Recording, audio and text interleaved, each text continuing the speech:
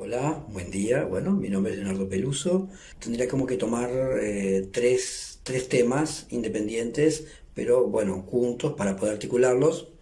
Un tema es qué entiendo yo por sordos, o personas sordas, o comunidad sorda. Qué entiendo yo por inclusión, proceso de inclusión. Y qué sería la educación, entendiendo que los procesos de inclusión están pensados sobre la temática o en relación a la temática de la educación. Bien, empecemos por el primer tema que se había dicho, que entendemos nosotros por persona sorda, comunidad sorda, sordos, sordas. Bueno, viene larga literatura sobre este tema y enormes debates.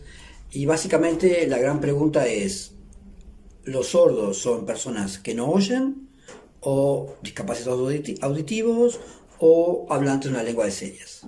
Es decir, son formas distintas de entender la situación y a su vez son compatibles unas con otras. Bien, ¿qué quiere decir que alguien no oye? Bueno, eso tiene que decir que tiene que ver con una realidad del cuerpo. Es un cuerpo que no tiene uno de los llamados sentidos y evidentemente eso los diferencia, sus cuerpos, con aquellos que sí oyen, donde, bueno, ese sentido estaría. Eh, Nuestras culturas, históricamente, algunas pérdidas de estos sentidos, algunos, no todas, porque por ejemplo nadie hablaría de la pérdida del olfato como algo culturalmente relevante, o del gusto. En cambio, para el caso de los sordos o para el caso de los ciegos, históricamente nuestras comunidades han tratado a esos cuerpos en términos de discapacidad, es decir, con una falta que es relevante cultural, social, estructuralmente en nuestras comunidades. Por eso, históricamente, esos cuerpos al que le falta la audición se les ha llamado discapacitados auditivos. Por otro lado, eso sería como un tipo de discurso, ¿no? Un discurso que se ubica en el cuerpo, que se ubica en la falta, que se ubica en lo que no tienen. Por otro lado, hay todo otro grupo de científicos, políticos, comunidad sorda que lucha por sus derechos y su reconocimiento, que entienden que ser sordo no tiene nada que ver con esta temática vinculada al cuerpo, y que sí más tendría que ver con la temática de constituirse en torno a ser hablantes de una lengua, en este caso la lengua de señas. Es decir, desde esta perspectiva, ya no sería la perspectiva de la falta, sino la perspectiva de lo positivo. La sordera se entiende como una identidad lingüístico-cultural que es en la cual el grupo se identifica o se constituye en torno a ser hablantes de una lengua de señas y todo lo que eso implica a nivel patrimonial, identitario, etc. La pregunta acá, porque muchas veces vamos a encontrar discursos donde, bueno, sí, los sordos son discapacitados auditivos que hablan la lengua de señas. Es compatible. Inclusive la propia ley que tenemos en Uruguay, que reconoce la lengua de señas, también coloca a la temática de los sordos en conjunto con la discapacidad. Y la ley de discapacidad también. Entonces, la pregunta es, ¿se puede entonces decir que los sordos son discapacitados auditivos que hablan la lengua de señas? Yo creo que no. Creo que son dos discursos que se juntan, pero que en realidad son incompatibles.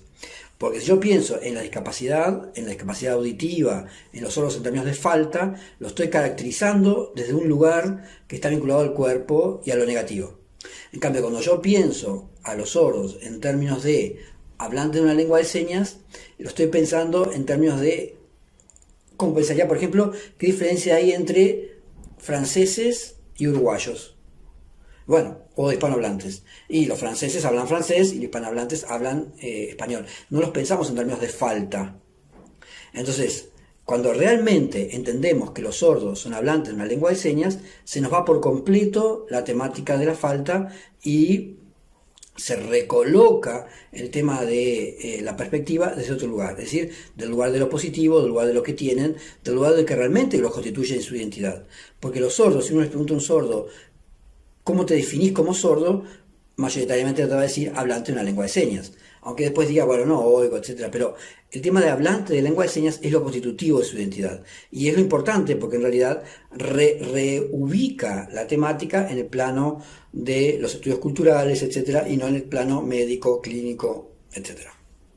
Entonces, desde la perspectiva en que yo voy a colocar hoy, esta propuesta de los procesos de inclusión de los sordos tiene que ver con esta mirada, ¿no? Los sordos dentro de lo que podríamos hablar como hablantes de una lengua de señas y no dentro de lo que sería el gran depósito de la discapacidad. Así que, de aquí en más, cada vez que me oigan a mí decir sordos o comunidad sorda, vamos, yo estoy siempre refiriéndome a hablantes de una lengua de señas, como me podría referir a los franceses como hablantes de francés, no en términos de lo que no tienen. ¿Está claro esto? Es importante porque hace a todo el edificio que voy a construir ahora a continuación. ¿Qué son los sordos?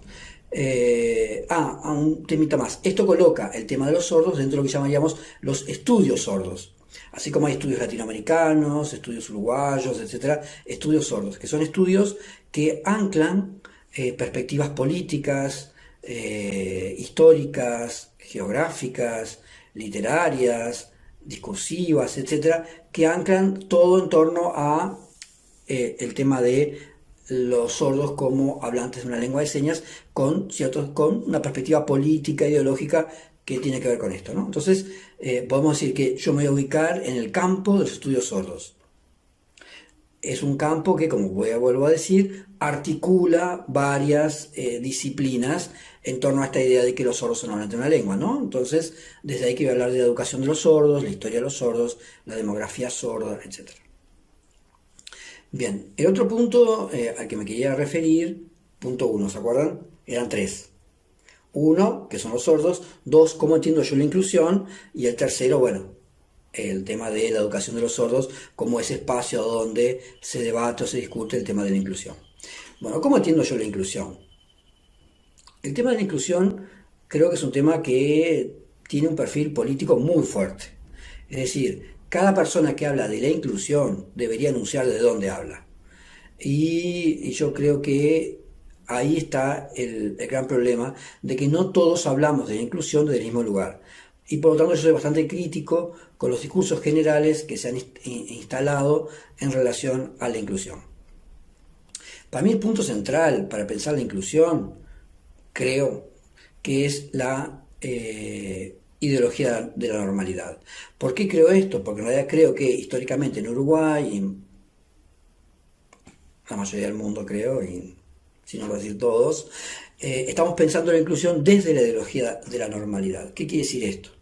Quiere decir, la ideología de la normalidad construye o distribuye el mundo social en términos de los que están dentro y los que están fuera. Los que son normales y los que están en los márgenes, los que son anormales, los que tienen cuerpos o formas de pensar o formas de estar en el mundo que no se adaptan a lo que la normalidad establece. Entonces, en general, cuando hablamos de ideología de la normalidad, hablamos de esa ideología que nos domina a todos, donde colocamos a todas las personas que nos rodean y al mundo social que nos rodea en términos de los que están adentro y los que están afuera. ¿Qué pasa? Porque yo creo que la ideología de la normalidad es fuerte en relación al tema de la inclusión, porque generalmente cuando uno piensa en las políticas de inclusión, cuando uno observa las políticas de inclusión que se llevan adelante, por lo menos en nuestro país, en general hay una idea de vamos a incluir a aquel que se apartó, vamos a incluir a aquel grupo que se apartó de la norma, ¿no? Hay que incluir a los sordos, hay que incluir a los ciegos, pero alguien piensa, por ejemplo, en incluir a un blanco heterosexual joven de clase media. No, ese ya está naturalmente incluido, porque no tiene ninguna marca. De lo que en nuestra cultura colocaría como marcas, ¿no? Como ser mujer, ser homosexual, ser de clase baja, ser negro, etc. Entonces, en general, la inclusión está pensando para incluir a aquellos que la propia ideología de la normalidad determina como en los márgenes, como por fuera, como sospechados inclusive, ¿no? Porque yo sospecho de los que no están en la norma, ¿no? Sospecho de los anormales, de los que la propia ideología de la normalidad coloca como anormales, fuera de la norma, etc. Cuerpos sospechados, mentes sospechadas, morales sospechadas, etc. Entonces, lo que hace la ideología de la normalidad es construir esta dicotomía y, a mi criterio, las políticas tradicionales de inclusión o de integración lo que buscan es, bueno, vamos a ver cómo esos pobrecitos que están en los márgenes o cómo esos pobrecitos que están por fuera pueden ser incluidos en los sistemas educativos, en las políticas públicas, etc. Así que bueno, como ven, soy bastante crítico de este concepto de inclusión, pero no del concepto de inclusión, sino de este concepto de inclusión que se coloca o se sitúa dentro de lo que yo acabo de llamar la ideología de la normalidad. Paréntesis, de toda mi clase luego voy a mandar unas referencias bibliográficas que son las que yo voy siguiendo para decir todo esto que estoy proponiendo, este pequeño viajecito que estoy proponiendo. Bueno, como les decía, el tema de inclusión tiene un trasfondo político muy fuerte, ¿no? La política, básicamente político-ideológico, básicamente de la ideología de la normalidad. Por lo tanto, ustedes que me están escuchando, yo que estoy hablando, estamos todos en este momento interpelados desde qué lugar hablamos. O sea, ¿desde qué lugar hablo yo de la inclusión? Bien, obviamente que tratando de romper con la ideología de la normalidad, porque yo también me ubico dentro de los márgenes, yo me considero que soy rupturista en algunas cosas en relación a los márgenes, en tanto mi condición de gay, por ejemplo, que es políticamente asumida, o sea, yo soy gay no solo por mis prácticas cotidianas, sino también porque milito por la causa, por lo tanto, soy una persona que históricamente fui sospechado, fui colocado en los márgenes, por lo tanto, para mí hablar de la inclusión tiene que ver con un tema que me involucra como comunidad minoritaria a la que pertenezco. Claro que tengo otros, en la interseccionalidad, diríamos, tengo otros aspectos que me colocan dentro del centro, ¿no? Como por ejemplo, pertenezco a la clase media, soy blanco, etcétera. Entonces ahí tengo como marcas que me sacan de lo normal, pero hay otras que me colocan dentro de lo normal, bueno, y eso hace mi particular forma de estar en el mundo social en el que estoy y por cual estoy hablando acá hoy con ustedes. Pero no voy a hablar de lo gay, sino que voy a tratar de mostrarles cómo la ideología de la normalidad ha ido denominando o ha ido caracterizando a estas personas que nos apartamos de lo normal, que nos colocamos en los márgenes. Y digo o enuncio mi identidad minoritaria porque me parece importante, porque hace al lugar donde estoy hablando. Hablo de ese lugar y hablo como científico también, ¿no? Porque yo trabajo en esto, investigo en esto. De hecho, fundé junto con otro colega acá en Salto el grupo de investigación en identidades políticas, que es un grupo de investigación justamente que retoma científicamente toda esta temática. Pero obviamente es un grupo de investigación que por la temática no puede conocer los lugares políticos en los que uno se coloca, ¿no? Yo me coloco en un lugar científico, leo tales autores, tengo tales concepciones científicas, pero también tengo un lugar político e ideológico del cual estoy hablando. Y creo que es sabio que todos los que hablemos de inclusión enunciemos desde qué lugar político lo estamos haciendo, aparte de científico. Bien, bueno, entonces me gustaría como un poco de construir algunas ideas o algunas formas que la ideología de la normalidad como ha usado para caracterizar a los anormales, a los que se apartan de la norma, a los que hay que incluir. Yo creo que yo dividí como en 4 grandes grupos. ¿Qué serían? Diferentes y diversos, o sea, cómo la ideología de la normalidad ha llamado diferentes y diversos a estas personas. Otro, segundo, discapacitados, defectuosos, minusválidos, especiales, sería la segunda. La tercera sería desiguales, minorizados, y la cuarta seríamos los disidentes. Así que bueno, todas estas distintas formas que ha tenido, a mi criterio, la ideología de la normalidad y la academia para distinguir a aquellos que se apartan de la norma. Ahora voy un poquito a ver algo mínimo de qué trata cada uno de estos ítems, ¿no? Por ejemplo, ¿qué entendemos por diversos o diferentes? Históricamente, la diversidad se ha anudado al tema de las discriminaciones vinculadas a las opciones sexuales. Entonces, generalmente los diversos hemos sido nosotros los que pertenecemos al grupo LGTBIQ. Y es una perspectiva que, bueno, coloca a la diversidad en términos hasta graciosos, divertidos, fiesta. Se habla de la gran fiesta de la diversidad, multicolor, arcoíris, bla, bla, bla, bla, bla. Y a mi criterio, este concepto, esta palabra diversidad, bueno, justamente, sobre todo que ha tenido una gran direccionalidad al mundo LGTBIQ, ¿no? Lesbianas, gays, transexuales, queer, etcétera, porque ahora es Q+. Esto ha tenido, a mi criterio, tiene como dos grandes problemas. Un problema es que no entiende o no coloca como discusión que diversos somos todos. Entonces, solo asigna la palabra diversos a los que pertenecen al grupo LGTB, pero los heterosexuales también no son diversos. O sea, la heterosexualidad no es una diversidad más.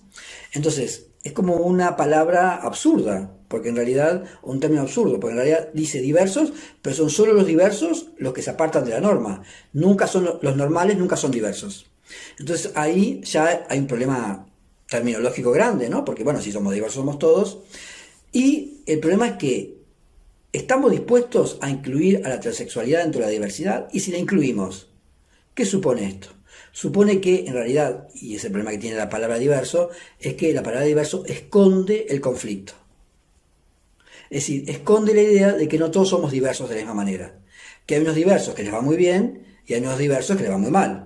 Es decir, no todos los diversos somos igualmente diversos, y el problema que tiene la palabra diverso es un problema que saca el contenido político que hay detrás de la diferencia entre los grupos, ¿no? Que hay grupos que pertenecen a la norma, hay grupos que no son sospechados, hay grupos que están que tienen los privilegios, y hay otros grupos que quedan por fuera, que no pueden ni siquiera salir de la mano con su pareja por la calle, darse un beso, etc.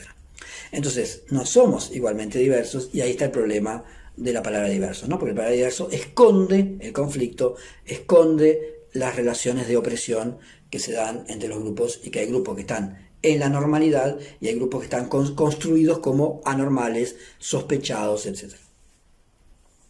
También se habló de diversidad funcional para el caso de los discapacitados, y hablo de discapacitados y no de personas en situación de discapacidad, y ahora voy a explicarles por qué.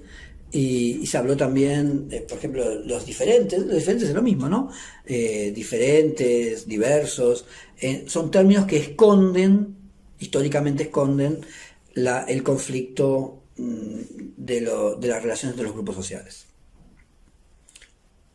Segundo, que yo les había dicho que otra forma de construir a los anormales era llamarles discapacitados, defectuosos, minusválidos, especiales. Bueno, esta forma de entender la normalidad claramente se dirige hacia el grupo que históricamente, por sus características del cuerpo, fue considerado que se apartaba de la norma, ¿no? Básicamente, en este grupo entrarían personas con retardo, personas con ceguera, personas con sordera, personas con parálisis cerebral.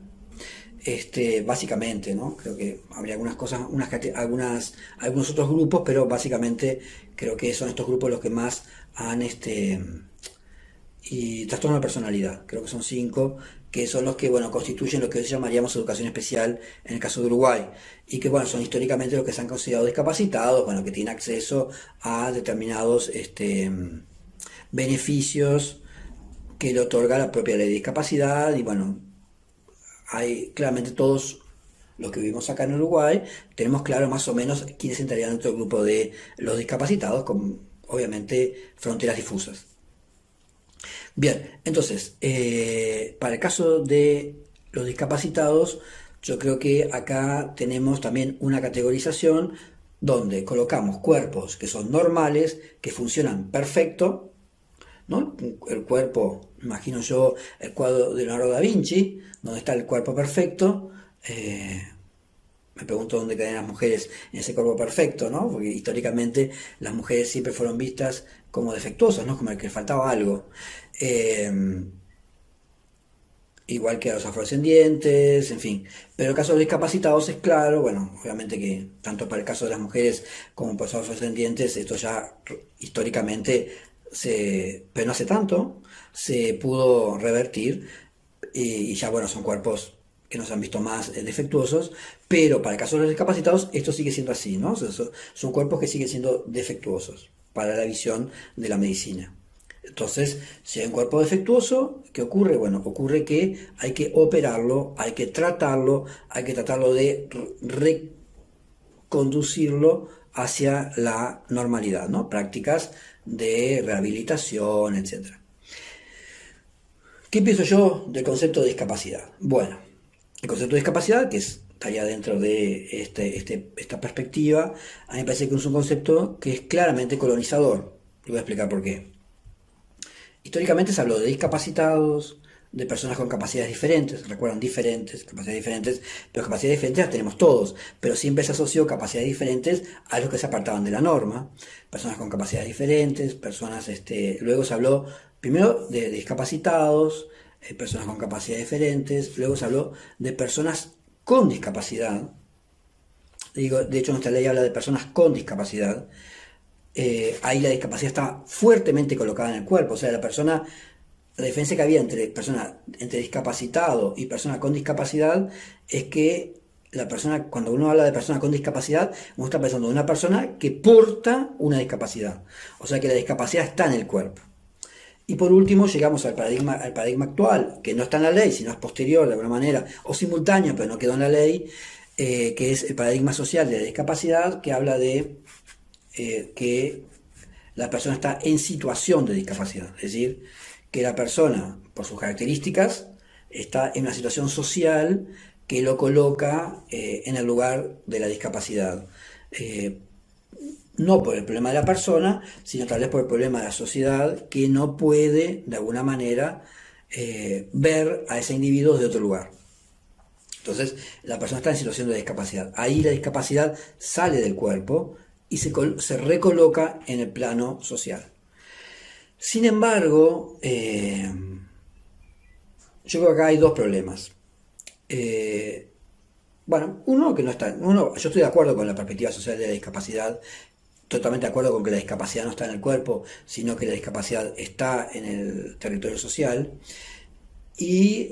Pero yo junto con un grupo, estoy de acuerdo con lo que está planteando un grupo de la Universidad de Entre Ríos, María Eugenia Almeida y Angelino, que ellas plantean, ella y el grupo con el que trabaja, ¿no? Yo conozco más a ellas, con las que trabajo muy cercanamente, ellas plantean en realidad que está bueno volver al término de discapacitado o discapacitada, en el sentido de que es un término que realmente nos muestra que esa persona ha sido discapacitada por un otro. O sea, es una persona que está siendo discapacitada por las redes sociales con las que interactúa. Es decir, es el otro que me discapacita. Yo estoy siendo un discapacitado por un otro o por una otra. Entonces, a mí me parece que es un término bien interesante, pues es un término que nos interpela, nos muestra cómo las prácticas sociales discapacitan al otro. Es un término que nos incomoda, el término discapacitado nos incomoda bastante, y creo que opino que habría que volver a ese término que está a mi criterio, es interesante. Bien, pero el gran problema que mi criterio tiene de discapacidad es que es un concepto que une lo heterogéneo. Todos los conceptos son lo heterogéneo, eso justamente es la característica del lenguaje, pero el concepto de discapacidad realmente une lo heterogéneo de una manera absurda. ¿Qué similitud tiene una persona con retardo, una persona con sordera, una persona con ceguera o una persona con parálisis cerebral o una persona con trastorno de personalidad? ¿Qué es lo que los une? ¿Por qué juntarlos? ¿Para qué juntarlos? ¿Se puede hacer una política educativa similar para todos ellos? ¿Tiene sentido? No, a mi criterio no. Entonces, me parece que esa unión de esas formas del cuerpo, diríamos, me parece que tiene que ver más con un aspecto de colonizador, o sea, que es decir, que los normales colonizan discursivamente a estos anormales, en el sentido de que se apartan de la norma, digamos, es un concepto tan colonizador que permite que los normales ni siquiera se detengan a pensar en esas diferencias, en esas heterogeneidades. Todo lo mismo, son todos discapacitados. Ni me preocupo por saber qué diferencia hay entre uno y otro, nada. Son todos discapacitados, es todo lo mismo. Para mí es muy similar a la palabra interior que usan los montevideanos. Es decir, están los de Montevideo y el interior. Pero no importa si hay diversidad, es lo mismo Salto, Rivera, Rocha, Tacuarembó, Paysandú. No, todo lo mismo. Para mí es Montevideo y el interior. Creo que es una forma muy clara que tienen los montevideanos de colonizar ese interior, al cual ni siquiera se detienen a ver en su heterogeneidad. ¿Para qué? ¿Para qué discriminar salteños de Cerro Largo? Si para mí es todo lo mismo. Son esos que están ahí afuera. Bien, entonces, a mi criterio que esos dos términos, discapacidad o interior, son términos que justamente muestran procesos de colonización de los que están en el centro, caso de Montevideo, caso de los normales, o sea, Montevideo es la normalidad para Uruguay, que construyen términos que engloban una heterogeneidad que si uno se detiene a pensar es absurdo que sea englobada. Bien, entonces, para mí, el término discapacitado permite pensar todo esto. Permite pensar que la discapacidad no está en el cuerpo, permite pensar que el discapacitado es el efecto de un proceso de discapacitación por parte de un otro y permite ver los fuertes procesos de colonización que tienen los que están colocados en el centro hacia los que están en los márgenes, de quienes sospechan, de quienes creen en menos, de quienes creen en falta, de quienes creen que son más abajo que uno. Bien. 3. Desiguales y minorizados. ¿Se acuerdan que yo les dije? Bueno, ¿qué son los desiguales y los minorizados? Los desiguales y los minorizados, ya ahí de alguna manera se retoma cierta teoría social, puede ser de corte marxista, donde se plantea que hay relaciones entre los grupos y que esas relaciones son relaciones de opresión, relaciones de explotación. Entonces, no somos todos diferentes, somos diferentes pero desigualmente diferentes, desiguales en relación al acceso a recursos, en relación de acceso a bienes culturales, etcétera, ¿no? Entonces, a mi criterio, toda la corriente marxista retoma de forma bien interesante, pero esto ya viene hablado desde la Revolución Francesa, ¿no? La idea de que no todos somos diferentes en el mismo término, sino que somos diferentes, pero generando relaciones de opresión, explotación, privilegios, por lo cual algunos tienen privilegios y otros no los tienen, o algunos son explotados por otros, etc. Históricamente se han usado diferentes marcas del cuerpo para generar la desigualdad, ¿no? Por ejemplo, vemos el patriarcado como una forma de explotación y de opresión a las mujeres, vemos la esclavitud como una forma de opresión y explotación hacia los afrodescendientes o negros, en fin, hemos visto cómo características del cuerpo históricamente han producido formas de explotación, opresión, sistemas políticos, sociales y económicos por los cuales un grupo cree que puede quedarse con los bienes, con el trabajo, etcétera, del otro grupo, ¿no? Claramente, a mi criterio, patriarcado y esclavitud son dos claros ejemplos de esta situación y que lamentablemente no hemos podido salir del todo, ¿no? En ninguno de los dos casos. Y como cuarto, ¿se acuerdan que yo había de diferentes diversos, discapacitados, desiguales y minorizados? Minorizados, el término de minorizados es interesante porque en realidad se hablaba de las minorías y ahora no hablamos más de minorías, sino hablamos de minorías, de minoritarios y minorizados, en el sentido que a veces las minorías no son tan minorías, son mayoría, pero son vistas como minoría por los normales dentro de la ideología de la normalidad. Y el cuarto tipo de forma de entender, digamos,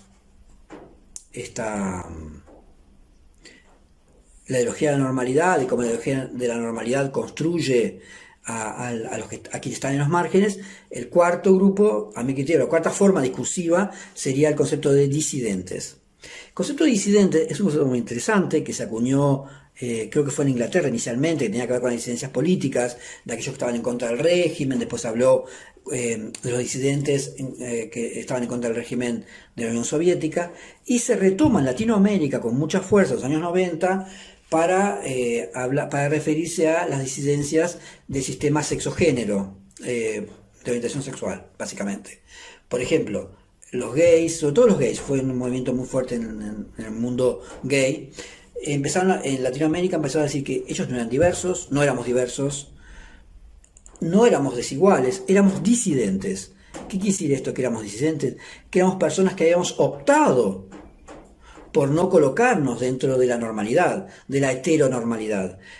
O sea, no era que esto se nos daba a nosotros, o sea, no éramos pasivos en relación a esto, como uno habla, bueno, son desiguales, pobrecitos los desiguales.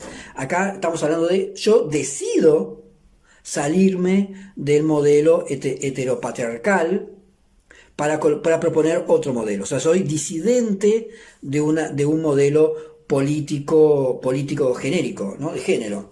Entonces, bueno, yo decido salirme de ese modelo y no es que me colocan fuera, sino que yo decido hacerlo.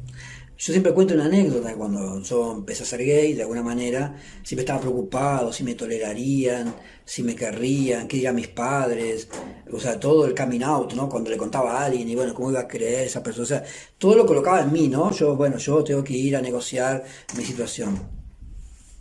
Y eso cambió, y creo que tiene que ver con el concepto de disidencia, cambió cuando yo pienso, no, yo decidí no formar parte del modelo heteropatriarcal. Yo decidí correrme ese lugar, decidí correrme de la heteronorma. Yo soy un disidente de la heteronorma. Por lo tanto, yo cuando digo que soy gay, lo acabo de decir varias veces, porque me parece importante desde ese lugar donde estoy denunciando, cuando digo esto, lo digo no pidiendo ni tolerancia ni aceptación, lo digo pidiendo reconocimiento. Yo exijo del otro que me reconozca mi disidencia, que me reconozca como un ser humano igual en los mismos términos. Entonces, ya no pido más aceptación, no pido más tolerancia. Lo que pido es reconocimiento, y eso ocurre en todos los grupos que se colocan dentro del paradigma de la disidencia. Es decir, un sordo, por ejemplo, ¿pide que lo acepten como sordo? ¿Piden que lo toleren como sordo? No. Un sordo pide que lo reconozcan como sordo, que lo reconozcan en sus derechos políticos, en sus derechos de identidad. Bien, entonces a mí me parece que la gran migración tendría que ser, para ir rompiendo con la ideología de la normalidad, es para ir pensando en las disidencias. O sea que ya no tenemos grupos discapacitados, diversos, desiguales, pobrecitas criaturas, no. Tenemos un grupo de disidentes que están luchando por el derecho a ser reconocidos como tales. Creo que desde ese lugar es que yo voy a empezar ahora a hablar de la inclusión, ¿no? O sea que yo me estoy saliendo, digamos, dentro de la ideología de la normalidad, me estoy saliendo de esas concepciones de el diferente, el diverso, también de los términos como tolerancia y aceptación. Me parece que los términos de tolerancia y aceptación son términos que reintroducen con mucha fuerza la ideología de la normalidad. ¿Quién soy yo para tolerar a alguien? ¿Soy mejor que otro? ¿Que lo tolero? ¿Por qué tengo que tolerar? No, lo tengo que reconocer. ¿Qué es tolerar? Ya la idea de tolerar, de aceptar, yo te acepto en tu diferencia. O sea que yo soy poderoso, que me doy el lujo de aceptarte, que me doy el lujo de tolerarte. Eso es bien claramente ideología de la normalidad. Entonces, ni tolerancia ni aceptación. Acá la idea es reconocimiento. Y cuando hablo de reconocimiento, hablo de todo el paradigma que viene de la ideología alemana, perdón, de la filosofía alemana, con un autor que se llama Axel Honneth, que es un filósofo alemán que, bueno, viene de la tradición de Habermas, donde, bueno, ellos plantean, bueno, Honneth plantea que habría, disculpen la luz porque justo hay una ventana que, estoy en medio del campo, y hay una ventana que abre, se abre, una persiana que está abriendo y cerrando, así que bueno, me está jorobando un poco la luz, pero bueno, creo que igual no quiero ir para atrás con el video, así que voy a seguir adelante. Mil disculpas por este pequeño imperfecto. Bueno, Axel Honneth lo que va a plantear es que existen como tres formas de reconocimiento. Un reconocimiento psicológico, o sea, yo te reconozco afectivamente, te reconozco como alguien valioso para mí.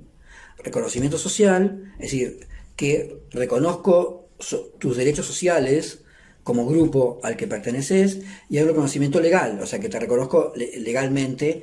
Por ejemplo, yo que sé, cuando esta la ley de la ley de femicidio, hay reconocimiento de los derechos de las mujeres, o la ley del aborto, por ejemplo, la ley de no penalización del aborto, hay reconocimiento de derechos sexuales y reproductivos, etcétera, ¿no? Es un reconocimiento, una forma de reconocimiento. O sea, en realidad el verdadero reconocimiento tiene que hacer en los tres puntos, ¿no? Pues yo hago una ley fantástica, no te reconozco, pero después te estoy matando en la calle, ahí ya no hay reconocimiento social. O, por ejemplo, cuando sos niño, te estoy diciendo que tu condición es una condición horrible, entonces ya no hay un reconocimiento afectivo por parte de las personas importantes para esa persona. Entonces, el verdadero reconocimiento tiene que darse entre los tres planos. Bien, entonces, cuando hablamos de los disidentes, hablamos de grupos que logran construir una identidad política y a partir de ahí luchan por su reconocimiento. ¿Qué es una identidad política? Es aquella identidad que la asume un grupo cuando empieza a entender que hay características comunes al grupo y que puede luchar por los derechos. Y entiende las relaciones de opresión que ha vivido por tener determinada condición, que es la que nuclea el grupo, y a partir de ahí empieza a luchar por su reconocimiento. Entonces, podemos decir que, por ejemplo, los sordos, en el momento que entienden que no son un grupo de discapacitados, sino que son hablantes de una lengua de señas, empiezan a tener una identidad política muy fuerte y empiezan a luchar por los derechos a ser sordo en términos de hablante de lengua de señas. O sea, empiezan a luchar por la lengua, concretamente. Y así todos los grupos, ¿no? Pero yo ahora voy a empezar a concentrar en los sordos. Entonces, la identidad política tiene que ver con reconocimiento y disidencia. Por un lado, bueno, ¿por qué disidencia? Yo como identidad política, primero entiendo qué soy, quién soy, quiénes son mis semejantes en términos de que comparten esta misma característica y la situación de opresión que estoy sintiendo por pertenecer a este grupo. Y reconocimiento porque esa identidad política va a trabajar para que sus derechos sean reconocidos por políticas públicas, por el resto de la sociedad, etcétera, etcétera, etcétera. ¿Y cómo sería la inclusión desde esta perspectiva? La inclusión desde esta perspectiva para nada tiene que ser la idea de juntar cuerpos. O sea que si yo, por ejemplo, tengo una clase, vamos a poner el sordo en esta clase para que se junte con oyentes, no va a tener ni lengua de señas, no va a tener contacto con otros sordos, etc. O sea, esa persona sorda va a sentirse totalmente destruida en su identidad política y en su identidad como sordo, ¿no? Se va a ver todo el tiempo como un no oyente, como un diferente a esa normalidad que se construye en términos de la audición, porque entendamos que la audición no es ninguna normalidad. En realidad nunca pensamos, quienes oímos, nunca pensamos que somos oyentes. Nos pensamos, pero basta con que haya una clase donde venga un sordo, para todos nosotros el resto pensar, somos los oyentes y tenemos que incorporar, tolerar, aceptar, etcétera, etcétera, incluir a ese pobrecito sordo. Entonces, esa forma de entender la inclusión, donde yo vine uno y lo coloco adentro de un grupo de supuestos normales, eso es juntar cuerpos. A mi criterio es juntar cuerpos y no hay ninguna inclusión. Más bien hay desintegración de identidades. Yo entiendo la inclusión en términos de trabajo con los grupos de identidades políticas.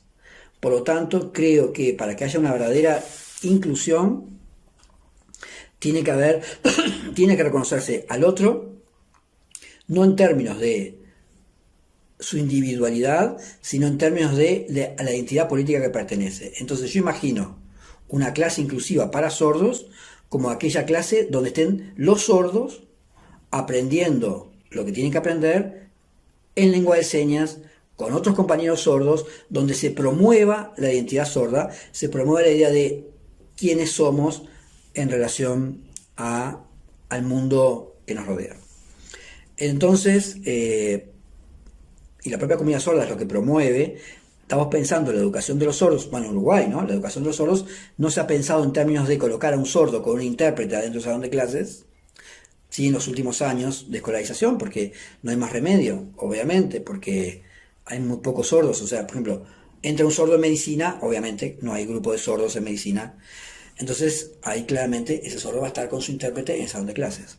Pero para mi criterio, la inclusión, la educación inclusiva para los sordos es aquella educación que coloca a los sordos solos en clases en lengua de señas donde los contenidos curriculares tengan que ver con la temática. Porque es interesante también que nuestra educación piensa en la inclusión, pero siempre en términos de varón heterosexual de clase media, católico.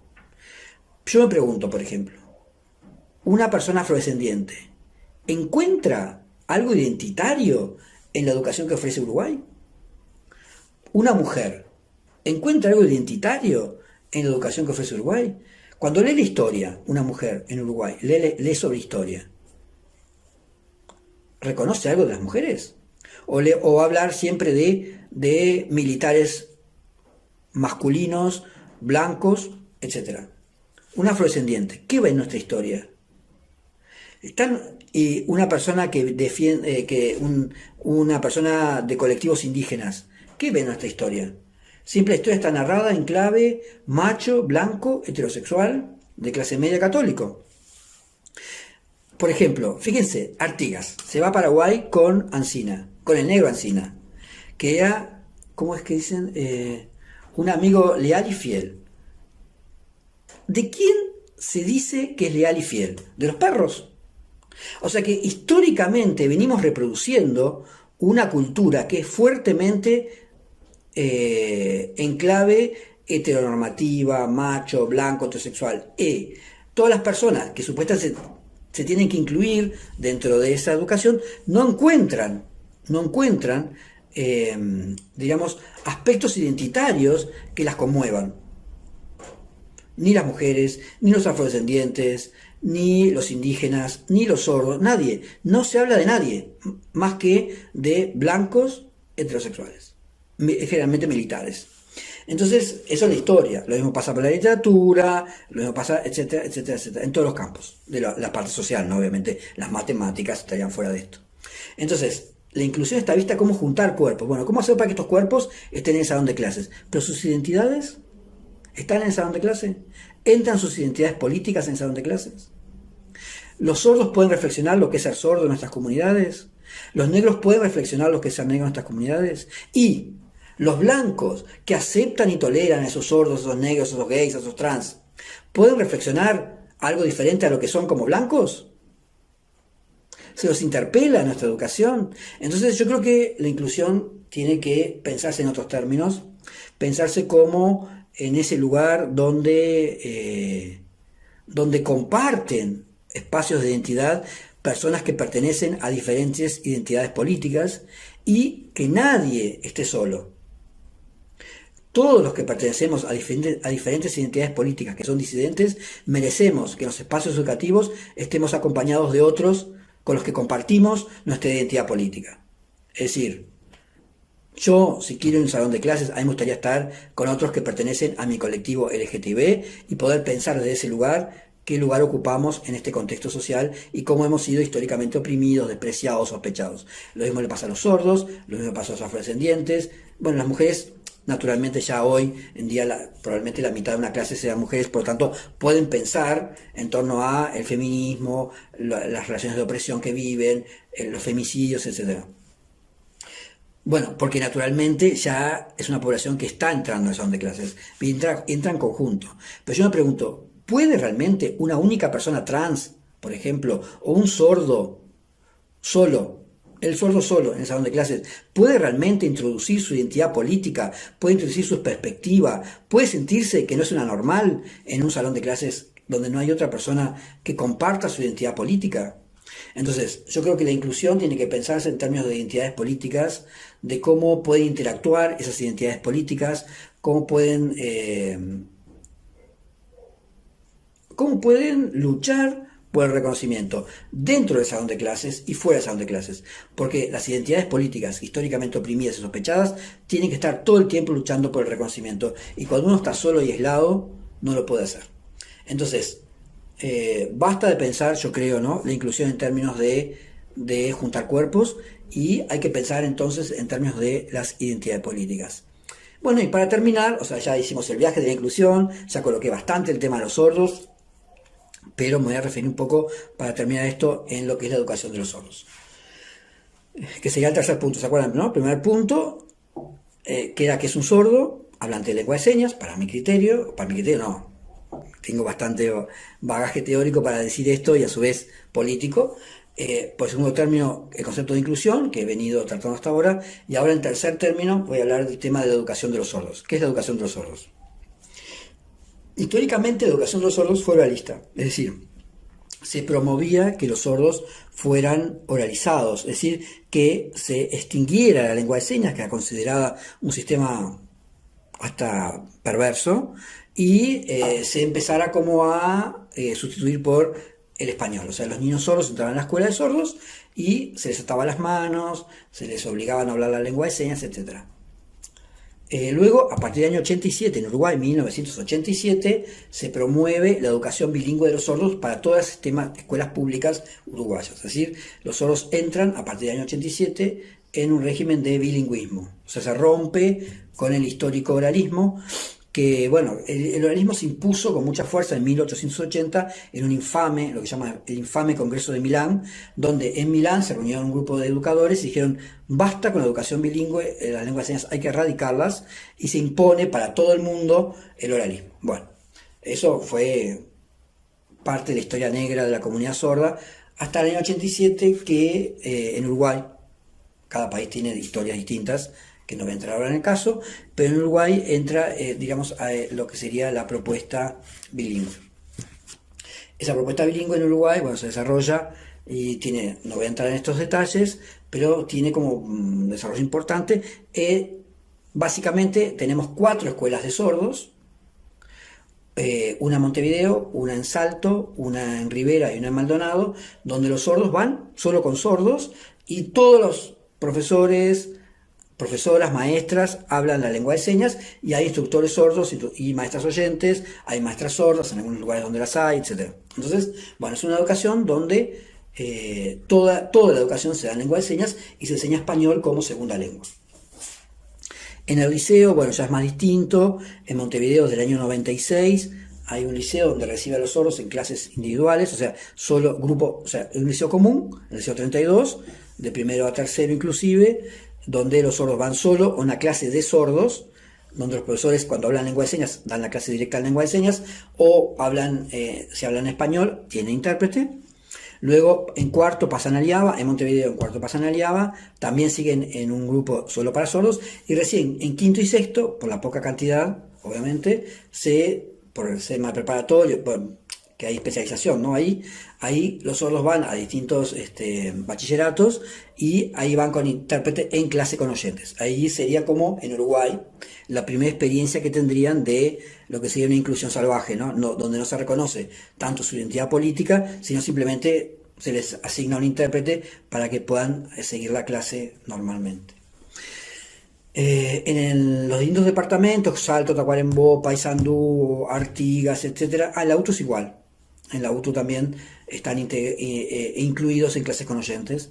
Bueno, en los demás departamentos y en las UTUs y en los liceos también no existen clases para sordos, por la poca cantidad de sordos que hay, y están todos siempre incluidos dentro de grupos con oyentes, lo cual a mi criterio no hay inclusión, lo que hay simplemente es personas sordas que asisten a clases de oyentes con su intérprete, pero para nada, a mi criterio, tienen... Bueno, algunas clases se arman como grupitos de sordos, donde ahí yo creo que ahí sí podemos hablar de, inclusive bien interesante, cómo hay luchas por el reconocimiento de los grupos de oyentes con los grupos de sordos, y eso está buenísimo.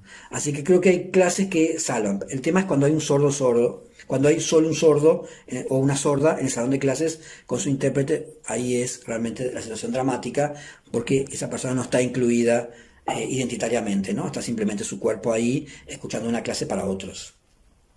Bien, y el tema que tenemos ahora, que es una nueva modalidad de inclusión en Uruguay, que es cuando nace niño sordo, se le hace un implante coclear, se lo considera un oyente y los profesionales de la salud recomiendan a los padres que no tenga contacto con sordos ni aprenda la lengua de señas. Es decir, dicen que para que el implante funcione mejor, tienen que ir a escuelas comunes y no tener cero contacto con la lengua de señas.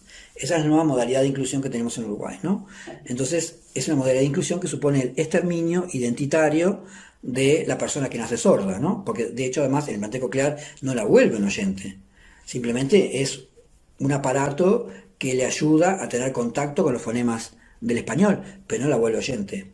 Entonces, por los criterios médicos del personal de salud, esas personas sordas quedan incluidas, pero ¿incluidas cómo? ¿Incluidas en su identidad política? No. Incluidas como oyentes, es decir, nunca van a poder tener como una identidad positiva en términos sordos, sino que siempre se van a sentir como aquellos oyentes que están en falta, porque son del todo oyentes. Y bueno, para mí es una modalidad de inclusión que yo no la llamaría inclusión, la llamaría como exterminio de la comunidad de cultura sorda, y es de alguna manera la modalidad que está como compitiendo con la modalidad de inclusión que sería la educación bilingüe de los sordos. Entonces, en este momento, en la educación de los sordos tenemos como estas dos modalidades que a mi criterio la verdadera modalidad inclusiva es aquella que reconoce la identidad política de los sujetos a los que está incluyendo. Y creo que la otra modalidad, que se llama inclusiva, en realidad es la que no respeta las identidades políticas de los sujetos. Por lo tanto, estoy totalmente en contra de esa forma de inclusión que está teniendo hoy la comunidad sorda, que es implante coclear, clase para oyentes y cero contacto con la lengua de señas y la comunidad sorda.